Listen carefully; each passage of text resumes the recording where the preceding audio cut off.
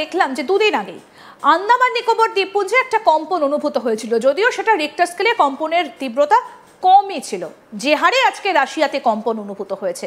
এটা কি তারই একটা প্রভাব বলা যেতে পারে? না, দেখুন, আসলে আন্দামানের যে ভূমিকম্প, তার সাথে এই ভূমিকম্পটার সংযোগ যে খুব একটা আছে তা নয়, কিন্তু এই যে ভূমিকম্পটা আজকে হলো, এর প্রভাবে কিন্তু পরবর্তী সময় আন্দামানে ভূমিকম্প হতে পারে। তার কারণ আমি একটু আগেই আপনাদেরকে বলছিলাম যে পৃথিবীর যে মেজর আটখানা প্লেট, সেই আটখানা প্লেট প্রত্যেকটাই কিন্তু এই মুহূর্তে অত্যন্ত সক্রিয় হয়ে গেল। এখন আমরা যে প্লেটটার উপরে থাকি, সেই প্লেটের নাম হচ্ছে ইন্দো অস্ট্রেলিয়ান প্লেট, যার দক্ষিণ দক্ষিণ পূর্বে রয়েছে প্রশান্ত মহাসাগরের এই প্লেট সাবডাকশন জোন। অর্থাৎ যে প্লেট সাবডাকশন জোনে আজকে ভূমিকম্প হলো, সেই রকমই আর একটা প্লেট সাবডাকশন জোন রয়েছে আমাদের এই পাতের, অর্থাৎ ইন্দো অস্ট্রেলিয়ান প্লেটের দক্ষিণ ও দক্ষিণ পূর্ব দিকে। আপনারা এর আগে খেয়াল করলে বুঝতে পারবেন যে যতবার পাপুয়া নিউ গিনি রিজিয়নে ভূমিকম্প হয়েছে, অথবা ভানুয়াটুতে ভূমিকম্প হয়েছে, অথবা নিউজিল্যান্ডে আর্থকোয়েক হয়েছে, তার প্রভাব কিন্তু আমাদের মধ্য হিমালয়ের উপরে বারবার পড়েছে। এমনকি নেপালের ভূমিকম্পের সাথেও কিন্তু তার একটা গুরুত্বপূর্ণ সংযোগ আমরা দেখেছি। বেসিক্যালি এই প্লেট সাবডাকশন সক্রিয় হওয়ার অর্থ হচ্ছে প্রশান্ত মহাসাগরের চতুর্দিকে যেখানে যেখানে প্লেট সাবডাকশন আছে এবং যেখানে যেখানে স্প্রেডিং সাইট আছে, সেই জায়গাগুলো কিন্তু এবারে সক্রিয় হতে শুরু করবে। ফলে দুটো গুরুত্বপূর্ণ জায়গা এই মুহূর্তে, একটা প্লেট সাবডাকশন জোন আমাদের ইন্দো অস্ট্রেলিয়ান প্লেটের দক্ষিণ দক্ষিণ পূর্ব দিকে, আর প্লেট স্প্রেডিং সাইট হচ্ছে দক্ষিণ আমেরিকার উপকূলবর্তী অঞ্চল। ফলে এই ভূমিকম্পের ইম্প্যাক্ট হয় দক্ষিণ আমেরিকার উপকূলবর্তী অঞ্চলে এসে পৌঁছবে, অথবা আমাদের ইন্দো অস্ট্রেলিয়ান প্লেটের দক্ষিণ দক্ষিণ পূর্বে।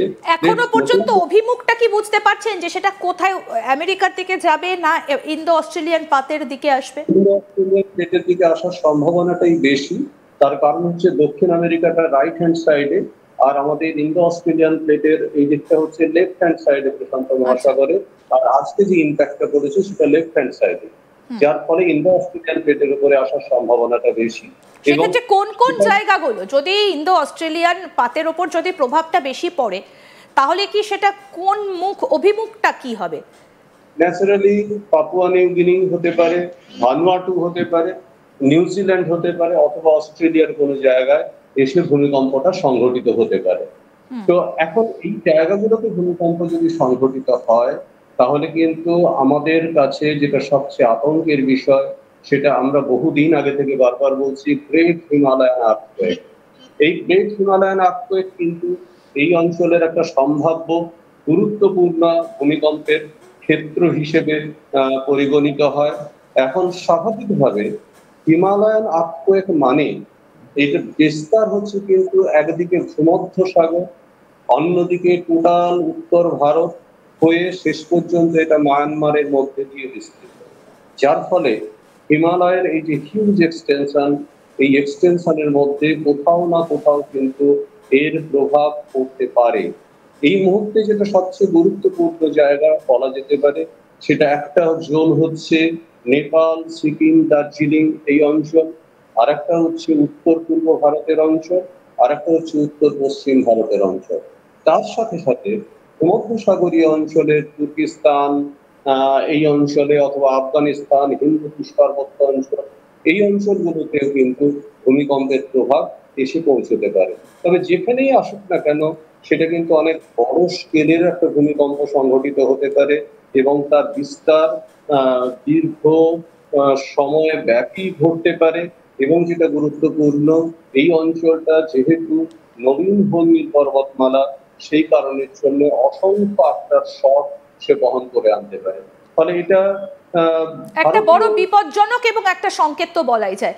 স্যার, যেটা আমরা আলোচনা করছিলাম যে ভূমিকম্পের সঙ্গে তো সুনামির একটা সম্পর্ক রয়েছে, কারণ পাতগুলো অলরেডি নড়াচড়া করতে শুরু করে। আমি এই জায়গাটা একটু আসতে চাইবো যে আমরা যখন এর আগে দেখেছিলাম যে সম্ভবত 2004 সালে যখন প্রবল সুনামি হয়েছিল চেন্নাই এবং আন্দামান নিকোবর দ্বীপপুঞ্জে, তখন রীতিমতো আমরা দেখেছিলাম যে আন্দামান নিকোবর দ্বীপপুঞ্জের অবস্থাটা কি হয়েছিল এবং আন্দামানে দীর্ঘদিন মানুষ যেতে পারেনি। সেই রকম কোনো আশঙ্কা কি এবারে থাকছে? কারণ আপনি কিছুক্ষণ আগেই বললেন যে উত্তর সুমেরুর বরফটা গলতে শুরু করেছে এবং জলের স্তর 4 মিটার পর্যন্ত সমুদ্রে বেড়ে গেছে। বেসিক্যালি দেখুন, ঘটনাটা যেটা হলো সেটা হচ্ছে যে সুনামি তখনই হবে যদি ভূমিকম্পের উপকেন্দ্র কোনো জলভাগের মধ্যে হয়। অর্থাৎ সেখানে যদি কোনো জলভাগের মধ্যে ভূমিকম্পের উপকেন্দ্র থাকে তাহলে সেখান থেকে সুনামি তৈরি হতে পারে। আন্দামানের ক্ষেত্রেও তাই ঘটেছিল, এর আগে জাপানের ভূমিকম্পে তাই ঘটেছিল, এবং আজকের কামচাটকা ভূমিকম্প কিন্তু ব্যাপারটা তাই ঘটছে। সুতরাং সরাসরি ভাবে যদি জলের মধ্যে ভূমিকম্প হয় তাহলে কিন্তু সুনামির ইম্প্যাক্ট খুব একটা বেশি আসতে পারে না বা সুনামি তৈরি হতে পারে না। কিন্তু যদি জলের মধ্যে ভূমিকম্প হয় তাহলে একটা সুনামির সতর্কতা তৈরি হয়, সুনামি হতে পারে এবং তার দ্বারা প্রভাবিত হতে পারে বিস্তীর্ণ এলাকা। আন্দামানের ক্ষেত্রে আপনারা দেখেছেন, আন্দামানের ভূমিকম্পে আমরা ভারতের উপকূলবর্তী অঞ্চলে, অস্ট্রেলিয়ার উপকূলবর্তী অঞ্চলে, এমনকি আফ্রিকার উপকূলবর্তী অঞ্চলে এবং দক্ষিণ পূর্ব এশিয়ায় সুনামির ইম্প্যাক্ট পেয়েছিলাম। ফলে ডিপেন্ড করছে যে কোন অঞ্চলটাতে, কোন পয়েন্টে, কোন সময় ভূমিকম্পটা সংঘটিত হচ্ছে, তার উপরে নির্ভর করে বলা যায় যে সুনামি সংঘটিত হতে পারে। এবং আপনি যেটা বলছিলেন যে উত্তর পূর্ব ভারত, বিশেষ করে দিল্লি এনসিআর সংলগ্ন যে এলাকাগুলো রয়েছে সেখানে তো একটা চ্যুতিরেখা রয়েছে, প্রভাব কতটা আসতে পারে আমাদের রাজ্যে? কলকাতায় কতটা এর প্রভাব পড়তে পারে? হ্যাঁ, উত্তর পূর্ব ভারতের কথা যেটা বললাম, উত্তর পূর্ব ভারতে ভূমিকম্প সংঘটিত যদি হয় অথবা নেপাল, দার্জিলিং, সিকিম এই সমস্ত অঞ্চলে যদি ভূমিকম্প সংঘটিত হয় তাহলে কিন্তু তার সরাসরি প্রভাব কলকাতার উপরে আসবে, এবং সেক্ষেত্রে কলকাতা শুধু নয়, টোটাল উত্তর পূর্ব ভারত তার দ্বারা প্রভাবিত হতে পারে। আবার ঠিক একইভাবে আন্দামান নিকোবর দ্বীপপুঞ্জে যদি ভূমিকম্প হয় সেখান থেকেও কলকাতার উপর ইম্প্যাক্ট আসতে পারে। আবার একইভাবে যদি ইওসিন হিঞ্জ, যেটা কলকাতার মাটির তলা দিয়ে গেছে, ইওসিন হিঞ্জের কোনো প্রান্তে যদি ভূমিকম্প হয় তাহলে তার প্রভাবও কলকাতার উপরে আসতে পারে। উত্তর পূর্ব ভারতে, ভারত মায়ানমার সীমান্তে যদি ভূমিকম্প সংঘটিত হয় তাহলে সেখানে রয়েছে ডাউকি চ্যুতিরেখা, সেই ডাউকি চ্যুতিরেখা কম্পনকে বহন করে নিয়ে আসতে পারে এবং তার ফলে কিন্তু ভূমিকম্প সংঘটিত হতে পারে। মানে একটা আশঙ্কার বার্তা স্যার আপনি দিয়ে রাখছেন। যদিও ভূমিকম্পের প্রেডিকশন সেইভাবে আমরা এর আগে দেখিনি, আপনি ভূমিকম্পের প্রেডিকশন করে থাকেন এবং আপনার প্রত্যেকটা প্রেডিকশন ভীষণভাবে মিলেও যায়। এই যে আপনি একটা আফটার শকের কথা বলছেন না, যে রাশিয়াতে আজকে যে ধাক্কাটা দিল এর মধ্যে প্রত্যেকটা যে প্লেট রয়েছে মাটির নিচে সেগুলো ইতিমধ্যেই সচল হয়ে গিয়েছে, এর এফেক্টটা আমরা কদিনের মধ্যে বুঝতে পারবো? যে প্লেটগুলো তো স্থির হতে হবে, কিছুটা তো সময় লাগবে। যদি এর আফটার এফেক্টে ধাক্কাটা লাগে সেটা কতদিনের মধ্যে হতে পারে বলে আপনার মনে হচ্ছে এখনো পর্যন্ত যে অবস্থায় রয়েছে? না না, দেখুন,